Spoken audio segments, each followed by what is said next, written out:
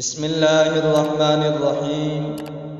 سامعین محترم، حضرت ابو سعید خدری رضی اللہ تعالی عنہ کا بیان ہے کہ ایک آدمی جناب رسول اللہ صلی اللہ علیہ وسلم کی خدمت اقدس میں حاضر ہوا اور عرض کیا، یا رسول اللہ صلی اللہ علیہ وسلم، مجھے بڑے بڑے تفکرات نے اور بڑے بڑے قرضوں نے پکڑ لیا ہے۔ اس پر امام الانبیاء، سرتاج الانبیاء، فخر الانبیاء حضرت محمد عربی صلی اللہ علیہ وسلم نے فرمایا، کیا تم کو ایسے الفاظ نہ بتاؤں جن کے کہنے سے اللہ جل جلالہ تمہارے تفکرات دور اور تمہارے قرض کو ادا فرما دے؟